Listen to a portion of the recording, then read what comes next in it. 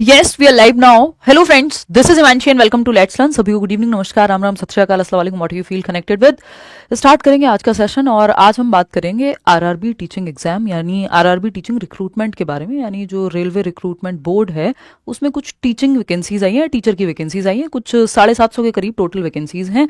आपका TGT, PGT, PRT, music teacher, ये सब मिला के 750 भी पूरा नहीं है आई बिलीव, और लेकिन 700 से 750 के बीच में हैं वैकेंसीज। इसमें कई सारे जोनल्स कह लीजिए, आप जोन्स कह लीजिए कि आपका मुंबई में अलग, चंडीगढ़ में अलग, यहाँ मद्रास में अलग, फलाना, बहुत सारे जो है आपके अलग अलग जोन्स हैं जहां पे आपको अप्लाई करना है, जहां आप कंफ्यूज हो रहे हैं। तो बहुत सारी ऐसी बातें हैं जो आपको कंफ्यूज कर रही हैं, आप लोग के मेल आ रहे हैं, उस पर हम चर्चा करेंगे। दूसरा, कई लोगों को अभी भी ये डाउट है क्या ये सरकारी नौकरी है। ऑफकोर्स बिल्कुल, ये जो है आपका रेलवे रिक्रूटमेंट बोर्ड का जो है वैकेंसी है और बहुत पहले आई थी, 2019 में आई थी और 2019 से लेकर मतलब ऑलमोस्ट 6 साल हो गए।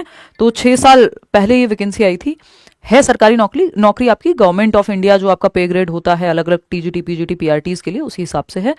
फटाफट से बात करते हैं। एज क्या रहेगी, एलिजिबिलिटी क्राइटेरिया क्या रहेगा, फॉर्म भरना चाहिए नहीं भरना चाहिए, कोर्स लेना चाहिए नहीं लेना चाहिए, कोर्स ला भी रहे हैं हम कि नहीं ला रहे हैं, कोर्स वैसे कोई कोर्स हम लोग इस पे लेकर के नहीं आ रहे हैं, फिर भी जिनको पेडागोजी पढ़ने की समस्या है उस पर मैं बात करूंगी। तो समझते हैं, पहले सारी डिटेल्स देख लेते हैं, मोटी मोटी जो भी जरूरी बातें हैं उन पे चर्चा हम लोग कर लेते हैं, फिर आगे बढ़ेंगे। तो ये बात हमारी क्लियर है कि रेलवे की वैकेंसी है और जो कि government of India, ministry of railways निकालता है, तो एकदम ऑथेंटिक वैकेंसी है। ऐसा नहीं है कि कोई भी आपको ये सोचना है कि इसमें सरकारी नौकरी मिलेगी या नहीं मिलेगी। और ये मैं बहुत बार कहती भी हूं कि बेशक वैकेंसी कम है, अभी जैसे 750 के आसपास टोटल मिला के वैकेंसी है, बट मैं ऐसे लोगों को जानती हूं जो एकलव्य मॉडल रेजिडेंशियल स्कूल्स में अगर मुट्ठी भर वैकेंसी है तो वो अपने सब्जेक्ट में वहां वो लेकर के आपकी जॉब और कार्यरत हैं, आराम से अपना बढ़िया 70-80 हजार तक भी जो है मतलब सैलरी है अपना टीजीटी में। और ऐसे भी लोग हैं जो आपका एटॉमिक एनर्जी वाले डिपार्टमेंट में, अलग अलग डिपार्टमेंट में, जहां चिंदी भर बिल्कुल हम कहते हैं एकदम जरा सी वैकेंसी निकलती है, वहां पे भी वो जॉब लेकर के बैठे हुए लोग आपको मिल जाएंगे। तो ये उन लोगों के लिए जिनको सरकारी नौकरी की आवश्यकता है। एक पोस्ट भी अगर आप ठीक से तैयारी करके ले लेते हैं तो बात बन जाएगी, फिर आप अपने स्टेट में बाद में आ सकते हैं अगर आप चाहें। तो 2-3 बातें हैं जिन पे हम चर्चा करते हैं कि एक तो वैकेंसी की जो संख्या है ना, जो वैकेंसी की संख्या है वो है आपकी, तो ये रेलवे की वैकेंसी है, ये तो आप समझते ही हैं सारे के सारे, ठीक। अब कुछ मुख्य मुख्य बातें, जैसे ये जो रेलवे रिक्रूटमेंट बोर्ड है, इसमें आज से आपकी ये फॉर्म फिलिंग शुरू हुई है, यानी 7 जनवरी से, ठीक। अब जो बीएड वाला मुद्दा है कि पीआरटी में होना चाहिए नहीं होना चाहिए, उन सब पे बात करने वाले हैं एक एक करके, ठीक। कि बीएड को प्राइमरी में अलाउ किया है, वो क्या है क्या नहीं है, इस पे भी चर्चा करेंगे, ठीक। एक तो आपका जो फॉर्म फिलिंग है वो आज से यानी 7 जनवरी 2025 से आपका 6 फरवरी तक, 6 फरवरी 2025 तक आप फॉर्म भर देंगे। और यहां पे जब डेट की हम बात कर रहे हैं, आपकी क्वालिफिकेशन की बात कर रहे हैं, तो आपकी जो एज है वो 1 जनवरी से काउंट होगी, चाहे आपका डीओबी जो भी है। तो 1 जनवरी 2025 को आप ओवर एज नहीं होने चाहिए। इसमें एज रिलैक्सेशन भी इन्होंने 3 साल दिया हुआ है कोविड का, जो जनरली किसी और वैकेंसी में आपको देखने को नहीं मिला था, ना केंद्रीय विद्यालय में मिला था।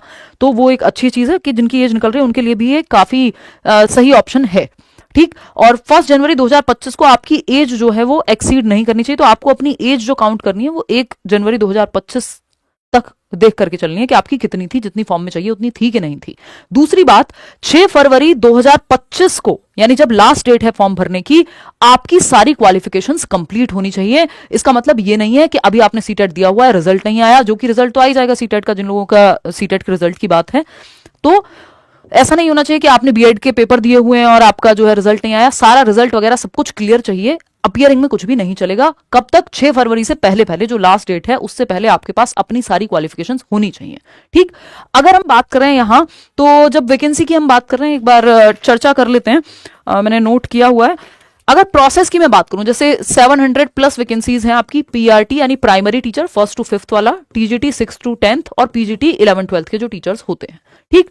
अभी यहां पे अगर हम बात करें तो एक चीज बेसिक है कि हम यहां ये लेकर के चल रहे हैं कि इनका पहले सीबीटी होगा, यानी पेपर होगा एक ऑनलाइन मोड में, ठीक। ऑनलाइन मोड में एग्जाम होगा आपका केवीएस की तरह।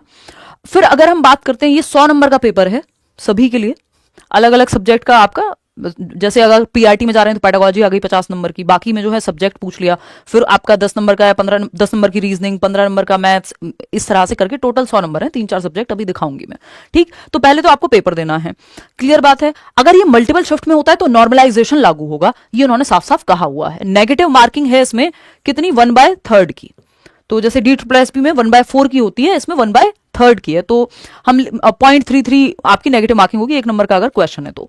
ठीक, अगर हम बात कर रहे हैं यहाँ पे इसके बाद क्या होगा, इसके बाद आपका एक स्किल टेस्ट टाइप है, या जिसको आप इंटरव्यू कह सकते हो अगर आम भाषा में मैं कहूँ तो इंटरव्यू। और जिस लेवल के लिए हो रहा है उस लेवल के क्वेश्चन, जैसे PRT है तो फिर उसमें उस तरह की डेमो टीचिंग और ये सब मिलेगा।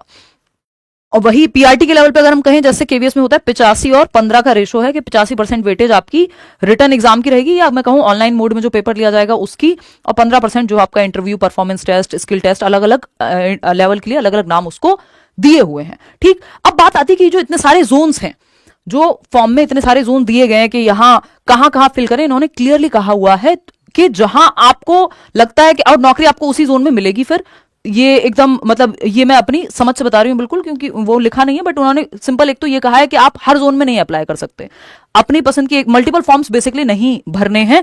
तो आप मान लीजिए मद्रास में कर रहे हैं, या आपकी सब्जेक्ट के हिसाब से, एलिजिबिलिटी के हिसाब से आपके सब्जेक्ट की जो पोस्ट है अगर वो चंडीगढ़ में नहीं है कहीं और है, तो आप वहां भरिए और वहां जाने के लिए तैयार भी रहिए। पेपर कहीं भी हो सकता है देश भर में। ठीक, तो अगर हम देखें यहाँ पे तो इस चीज का ध्यान रखना है। ठीक, और क्वालिफिकेशन का मैंने आपको बता दिया, मुख्य मुख्य बातें पहले मैं बताते हुए चल रही हूँ, फिर हाईलाइट किया हुआ मैं आपको वो दिखाऊंगी कि क्या क्या उन्होंने और कहा है।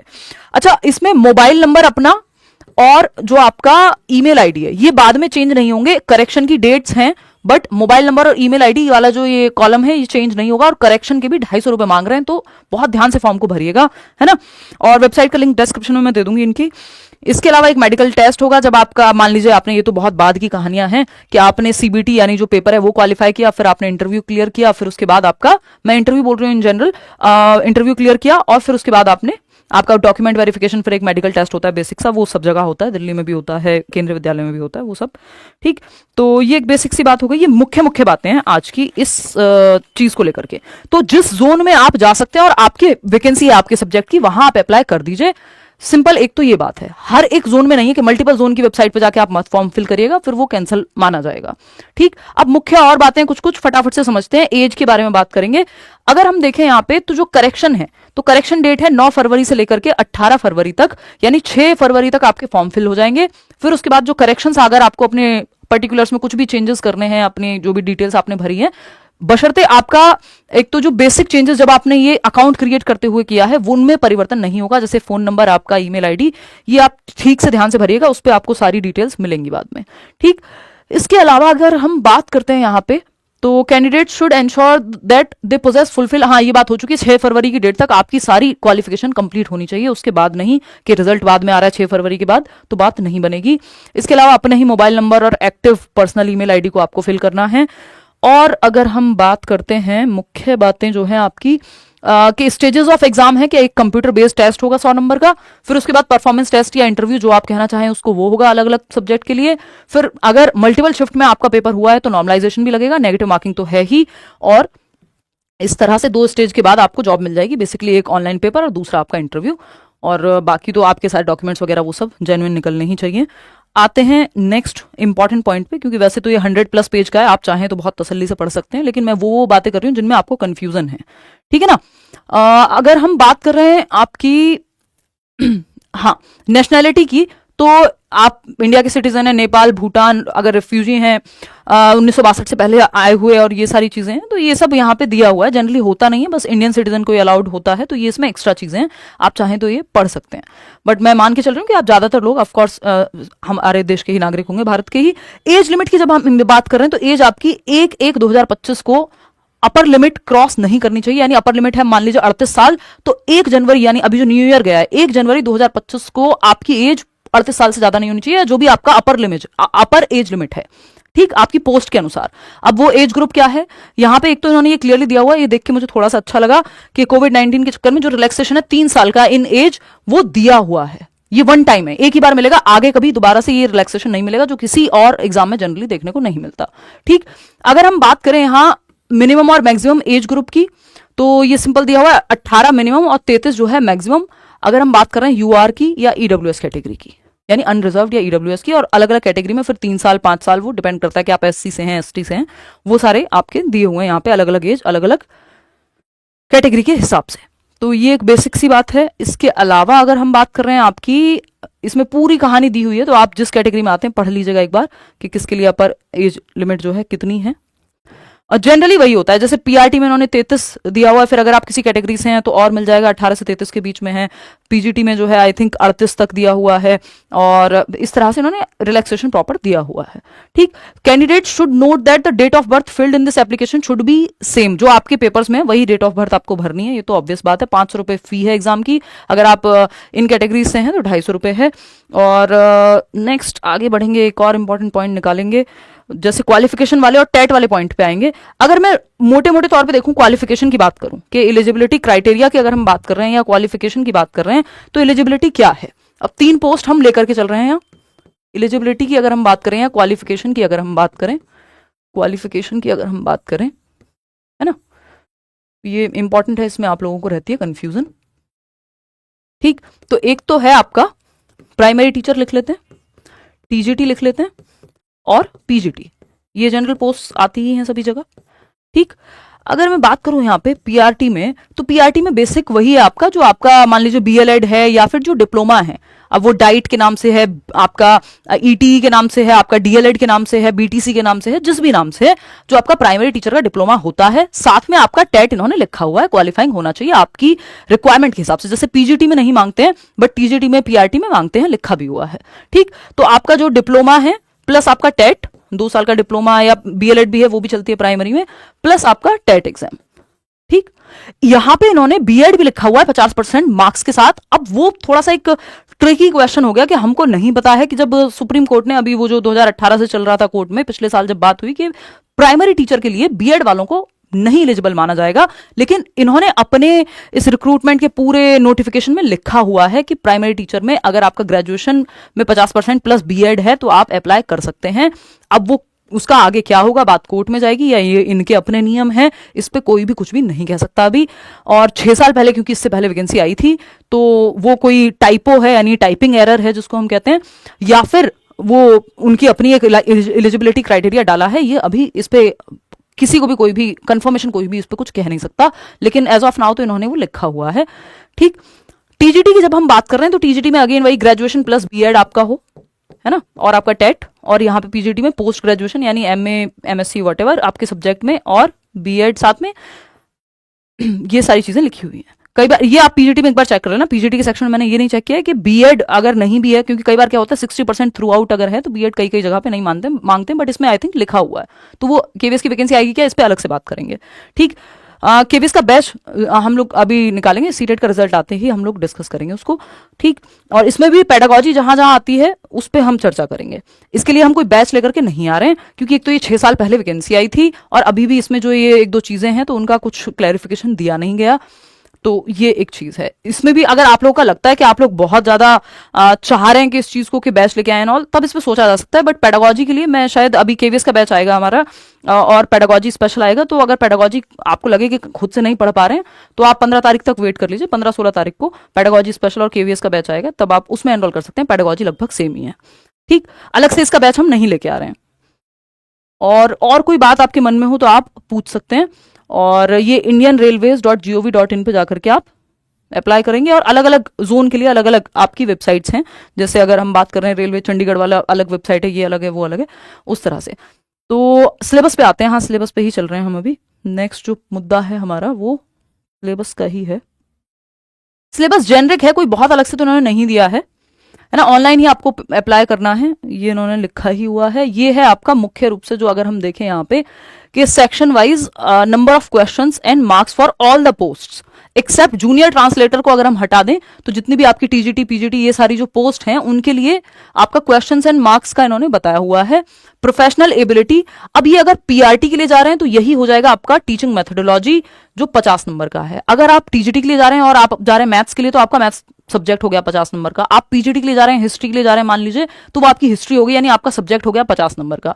तो पीआरटी के लिए सब्जेक्ट 50 नंबर, यानी सब्जेक्ट का मतलब है पीआरटी के लिए एजुकेशनल साइकोलॉजी, टीचिंग मेथोडोलॉजी, ये सब, और बाकी सब के लिए अपना अपना सब्जेक्ट है 50 नंबर का। 50 नंबर में बाकी सब्जेक्ट हैं, जैसे जनरल अवेयरनेस जो है, जीके कह लीजिए, जीए कह लीजिए आप, 15 नंबर का। जनरल इंटेलिजेंस या रीजनिंग जिसको हम कह रहे हैं 15 नंबर की, मैथमेटिक्स 10 नंबर का, जनरल साइंस 10 नंबर की, टोटल मिलाकर के 100 नंबर हैं। चाहे आपका लेवल कोई भी हो, पीआरटी हो, पीजीटी हो, टीजीटी हो, तो 100 नंबर का पेपर है। और आपका जो है स्किल टेस्ट होगा एक, जो आई थिंक 25 नंबर का होगा, बट वो 85% इसकी वेटेज, 15% आपके परफॉर्मेंस या स्किल टेस्ट की या इंटरव्यू की वेटेज होगी। और इसमें 1/3 की नेगेटिव मार्किंग भी है।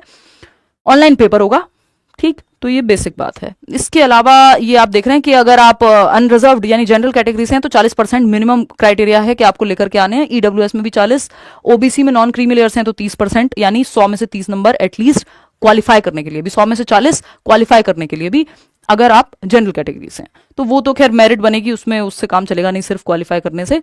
और यही बेसिक बातें हैं आपकी। और ये ट्रांसलेशन टेस्ट अलग अलग पोस्ट के लिए, इसमें सिर्फ टीचिंग की वैकेंसी नहीं, कई सारी वैकेंसी है। अच्छा, इसमें एक और चीज इन्होंने कही है कि मान लीजिए अगर 1000 वैकेंसी है तो 2.5 गुना लोग, उसके 2.5 गुना लोग आपके इंटरव्यू के लिए बुलाए जाएंगे, जैसे केवीएस वगैरह में बुलाए जाते हैं। तो ये एक बेसिक बात है यहाँ पे कि वो तो कुछ लोग फिर निकल ही जाते हैं फाइनली। तो आप अगर इसमें दो तीन केसेस हैं जब आपको ये फॉर्म भरना चाहिए। एक तो ये कि आपको सरकारी नौकरी चाहिए और आप तैयारी कर रहे हैं लंबे समय से, और आपको अपने आप को जांचना भी है और नौकरी लेनी है, कुछ भी करके देश भर में कहीं भी एक सरकारी नौकरी आपको चाहिए। उस केस में आपको ये फॉर्म भरना चाहिए, बढ़िया से तैयारी करनी चाहिए, है ना, और नौकरी ले लेनी चाहिए, सीबीटी क्लियर करके ऑनलाइन मोड, और फिर आपका जो भी परफॉर्मेंस टेस्ट है। और इसमें एज रिलैक्सेशन ठीक ठाक है तो उसका भी आपको फायदा मिलेगा यहाँ पे, जिनकी एज निकल रही थी मान लीजिए। दूसरा है यहाँ पे उन लोगों के लिए जो अभी नई तैयारी शुरू कर रहे हैं या जिनको जांचना है कि उनकी तैयारी हुई भी है कितनी या नहीं। तो जैसे 500 रुपए का फॉर्म है, अगर आप चाहें तो भर सकते हैं, अगर आपके लिए वो बहुत बड़ी अमाउंट नहीं है कि जिसको आप नहीं भरना चाहते हैं, तो एक वो एग्जाम का प्रॉपर एक्सपीरियंस लें, देखें कितनी आपने अपने आप को जांचने के लिए, उस प्रोसेस में जाने के लिए एक बार आप वो भी कर सकते हैं, है ना। तो ये 2 तरह के लोगों के लिए ये, और ऐसा नहीं है कि 750, मैं कोई बैच तो इसका लेकर के नहीं आ रही हूँ कि मैं इसलिए कह रही हूँ कि आप फॉर्म भर लो, मेरा तो कोई फायदा नहीं है, रेलवे के अकाउंट में जाएंगे, मेरे थोड़ी जाएंगे। तो वो इसलिए कि ऐसा, इसको बिल्कुल नेगेटिव नहीं लेना है कि नहीं ये तो मिलेगी नहीं नौकरी, या फिर ये सरकारी नहीं है, कुछ ऐसा कुछ नहीं है, एकदम जैसे बाकी जॉब होती है वैसी जॉब है, कोई दिक्कत वाली बात नहीं है। टेट मांगा है इन्होंने, ऐसा नहीं है टेट नहीं मांगा, है ना, लिखा हुआ है। और इसके अलावा नॉर्मलाइजेशन की बात हम ऑलरेडी कर चुके हैं, जो भी मुख्य बातें मैं आपको बता ही चुकी हूँ, ये हम अपने टेलीग्राम चैनल पे भी डाल देंगे। और ये अलग अलग जगह की, ये देखो, ये मैं अलग अलग जोन्स की बात कर रही थी ना, आप में से किसी ने मेल भी किया हुआ था कि कौन से जोन में फॉर्म हम फिल करें। तो ये जहां आप नौकरी कर सकते हो वहां उस जोन में अपना फॉर्म फिल करें, और मल्टीपल जोन में नहीं करना है, जैसा कि मैंने पढ़ा था मुझे याद है उस हिसाब से। तो अहमदाबाद के जोन में अगर आपको अप्लाई करना है, वहां देख लेना है पहले, सबसे लास्ट में इसी में वैकेंसीज बताई हुई है किस जोन में कितनी वैकेंसी है। तो अगर आपको लगता है कि जहां ज्यादा वैकेंसी आप तो वहां चले जाएंगे, तो उस हिसाब से उस जोन में भर दीजिए, वो आपका पर्सनल कॉल है। आपका सब्जेक्ट वहां होना चाहिए उस जोन में, तभी काम का है वो। अजमेर के लिए ये वेबसाइट, बेंगलुरु के लिए, आरआरबी की अलग अलग वेबसाइट है, अलग अलग जोन के लिए बेसिकली, ठीक है। तो इतना ही रखते हैं आज के लिए, ये नोटिफिकेशन मैं शेयर कर दूंगी, और बढ़िया से तैयारी कीजिए, केवीएस भी आएगा और इसकी भी तैयारी अच्छे से कीजिए। मतलब उम्मीद लगाई जा रही है, ये सब चीजें कोई भी 100% नहीं कह सकता कुछ भी, ठीक। चलिए आज के लिए इतना ही रखते हैं, क्योंकि उस पर चर्चा अलग से करेंगे एक अलग सेशन में। इंग्लिश डिफॉल्ट लैंग्वेज है, बट वहां पे ऑप्शन होता है ऑनलाइन पेपर में आप चेंज कर सकते हैं अपना मीडियम, जिसमें भी आपको देना है पेपर। ऑनलाइन फॉर्म भरिएगा, ठीक से फॉर्म में गलतियां मत कीजिएगा, जरूरत पड़े किसी की हेल्प लेने की तो वो ले लीजिएगा। अपना फोटो, अपना सिग्नेचर, वो स्कैन कॉपी उसकी रखिएगा। आज के लिए इतना ही। कोई और आपका डाउट हो तो आप प्लीज पूछ लीजिएगा कमेंट सेक्शन में, कोशिश करेंगे आपके डाउट को क्लियर करने की। बाकी जल्दी मिलते हैं। केवीएस के लिए बैच आएगा 15-16 तारीख में, जिस दिन सीटेट का रिजल्ट आएगा उस दिन हम बैच अनाउंस करेंगे। और पेडागोजी स्पेशल भी, जिनको इसकी भी पेडागोजी पढ़नी है तो वो उसमें एनरोल कर सकते हैं पेडागोजी के लिए। और जनरल सब्जेक्ट्स के लिए फिर आप करियरविल ऐप पे आएंगे, और ये सारे बैचेस किसी भी फेक वेबसाइट, किसी भी फेक ऐप से प्लीज मत जुड़िएगा, करियरविल ऐप पे ही ये बैचेस आएंगे। अभी आज कोई बैच मैं अनाउंस नहीं कर रही हूँ, ठीक है। चलिए take care, bye. Like share subscribe कर दीजिएगा, कमेंट्स में पूछ लीजिएगा जो भी आपकी इच्छा हो। जल्दी मिलेंगे।